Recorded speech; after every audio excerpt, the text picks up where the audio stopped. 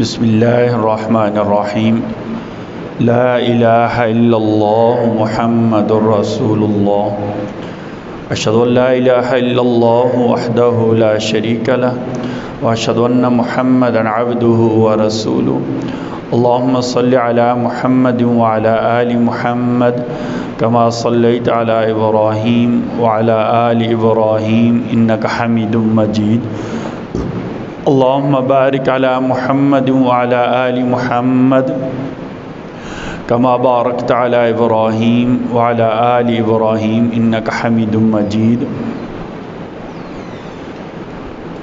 اما بعد فاعوذ باللہ من الشیطان الرجیم بسم اللہ الرحمن الرحیم انما المؤمنون اخوة فاصلحوا بین اخویکم واتقوا اللہ لعلکم ترحمون رب اشرح لی صدری ویسر لی امری واحلل عقدۃ من لسانی یفقہوا قولی سبحانک لا علم لنا الا ما علمتنا انک انت العلیم الحکیم۔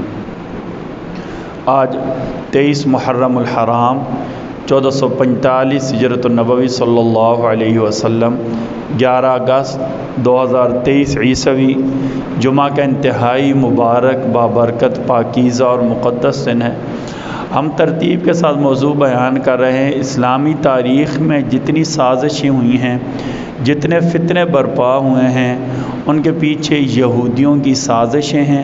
اور ان سازشوں کی وجہ کیا ہے کہ یہود یا ان کے ہم نوا یا یہودیوں کے کسی درجے میں جو ذریت تھی، چاہے معنوی اولادیں تھیں چاہے حقیقی اولادیں تھیں، کبھی بھی اسلام سے مخلص نہیں ہوئے ہیں۔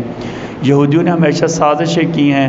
اسلام میں جتنے باطنی فرقے ایسے گروہوں کو کہتے ہیں جو اسلام کا نام تو لیتے ہیں لیکن اسلام سے متفق نہیں ہوتے، جیسے قادیانی اوپر سے اسلام کا نام لیتے ہیں لیکن اسلام کے جو بنیادی عقائد ہیں ان سے متفق نہیں ہیں، امت مسلمہ کے جو مسلمہ عقائد ہیں ان کے خلاف چلتے ہیں۔ جتنے بھی باطنی فرقے پیدا ہوئے اسلام میں خلفاء راشدین سے دور سے لے کر ابھی تک، سب کے پیچھے یہودیت سبائیت کی سازشیں ہیں۔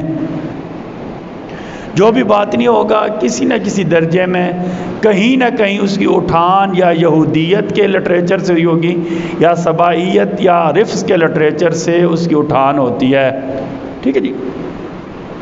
تو پچھلی جملے ہم نے بتایا تھا کہ باغیوں نے سبائیوں نے سازشیں کی، سیدنا عثمان رضی اللہ تعالی عنہ کو 18 ذی الحج کو شہید کیا گیا۔ اچھا، سیدنا عثمان رضی اللہ تعالیٰ عنہ چونکہ امت کے اتفاق کی وجہ تھے، خلیفہ راشد تھے، مسلمانوں کی متفقہ ترین شخصیت تھے، جن کی شہادت بہت بڑا سانحہ تھا، جن کی شہادت سے صحابہ کرام کو نظر آ رہا تھا کہ امت مسلمہ کی جو اتحاد والی بات ہے وہ کہیں ختم نہ ہو جائے۔ صحابہ کرام کو اس بات نے انتہائی مغموم کیا، انتہائی دکھی ہوئے۔ اچھا، چونکہ حج کا زمانہ تھا، اکثر صحابہ کرام حج کے لیے گئے ہوئے تھے، خصوصاً امہات المؤمنین، پھر امہات المؤمنین میں سے بھی سیدہ عائشہ حج کے لیے گئی ہوئی تھی۔ آپ جب حج سے فارغ ہوئیں واپس آ رہی تھی مقام صرف میں، جو مسجد عائشہ ہے نا، اس سے آگے آئیں تو آگے مقام صرف ہے، یہاں آپ کو اطلاع ملی کہ سیدنا عثمان کو شہید کر دیا گیا۔ آپ نے اپنی سواری واپس موڑی، جا کر حتیم میں بیٹھ گئیں، دکھ کا اظہار کیا اور کہا کہ اس کائنات کا سب سے بڑا ظلم ہو گیا، عثمان کو شہید کر دیا گیا۔ اچھا، اسی طرح مدینہ المنورہ میں اب عجیب صورتحال پیدا ہو گئی تھی۔ مدینہ المنورہ میں صورتحال یہ پیدا ہو گئی تھی، خلیفہ وقت شہید ہو گئے تھے، مسلمانوں کی قیادت سنبھالنے والا کوئی نہیں تھا، باغی مدینہ کی حرمت پامال کر رہے تھے، باغیوں کے جتھے، باغیوں کے گروہ، باغیوں کی فوجیں مدینہ میں دندناتی پھر رہی تھی۔ حاکم نہ ہو، حاکم اتفاق کا ذریعہ ہوتا ہے، خلافت اتحاد اور اتفاق کا ذریعہ ہوتی ہے۔ سارا نظام باقی علاقے تو پرامن تھے، لیکن مدینہ منورہ جو مرکزی ترین شہر تھا مسلمانوں کا، وہاں امن کی صورتحال اب تر ہو گئی، کیوں؟ قیادت سنبھالنے والا کوئی نہیں تھا۔ اب دیکھیں نا، فتنہ برپا کرنا آسان ہوتا ہے، اتنی بڑی شخصیت کو شہید کر دیا بھی آسان لگا، لیکن بعد میں باغیوں کا ایسے انتظام نہیں سنبھالا تھا۔ اب باغیوں نے کیا کیا؟ سیدنا طلحہ کے پاس گئے، میں آپ کو تعارف کراتا ہوں پھر ان کا۔ سیدنا طلحہ کے پاس گئے کہ آپ کیا کریں خلافت سنبھال، انہوں نے انکار کر دیا۔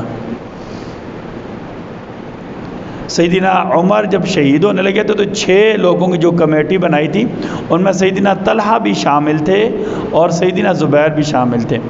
اچھا، دوبارہ باغی وہاں سے نکلے، سیدنا زبیر کے پاس گئے، انہوں نے دھتکار دیا، انہوں نے کہا ہم تمہاری بیعت کریں، یعنی تم ہماری بیعت کر تو ہمیں خلیفہ بناؤ، ایسا نہیں ہو سکتا۔ اچھا، ادھر سے وہاں سے مایوس ہو کر باغی سیدنا علی کے پاس گئے، باغی سیدنا علی کے پاس گئے، سیدنا علی نے بھی انکار کر دیا، سیدنا علی نے بھی کیا کر دیا؟ انکار کر دیا۔ اب جب باغیوں نے دیکھا کہ ایسے تو ہمارے کوئی بات نہیں مانے گا، باغیوں نے پتہ کیا عام لوگوں کے پاس گئے، انہوں نے کہا دیکھو تم علی کو مجبور کرو، تم علی کو مجبور کرو، وہ بیعت لوگوں سے لے، اگر انہوں نے ایسا نہ کیا تو ہم تمہیں قتل کرنا شروع کر دیں گے۔ عام لوگ سیدنا علی کے پاس جمع ہوئے، سیدنا علی کو مجبور کیا، سیدنا علی نے خلافت کی بیعت لینا شروع کی۔ سیدنا اب یہاں سے کیا ہوا کہ چونکہ بڑی شخصیات حضرت طلحہ اور حضرت زبیر، ٹھیک ہے نا، سیدہ عائشہ بھی واپس آ گئی، یہ جو حضرات ہیں نا، انہوں نے بیعت تو سیدنا علی نے کی، عام لوگوں نے بیعت کی، اس کا وقتی ایک فائدہ یہ ہوا کہ جو باغی تھے نا، مالک بن اشتر نخعی، عبداللہ بن سبا وغیرہ، حکیم بن جبلہ، یہ باغیوں کے سرغنہ اور لیڈر تھے۔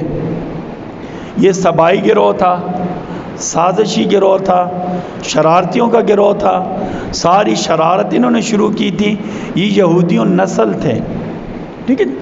ان کی شرارت کی وجہ سے سارا واقعہ ہوا تھا، انہوں نے بیعت کی۔ بعض لوگوں نے اعتراض کیا سیدنا علی کو آپ بیعت نہ کریں، کیونکہ آپ کی بیعت کرنے والوں میں قاتلین عثمان بھی شامل ہیں۔ سیدنا علی نے موقف اختیار کیا، اگر میں نے بیعت نہ کی تو باغی کہیں اپنی خلافت قائم نہ کر دیں، وہ زیادہ نقصان دہ بات ہوگی۔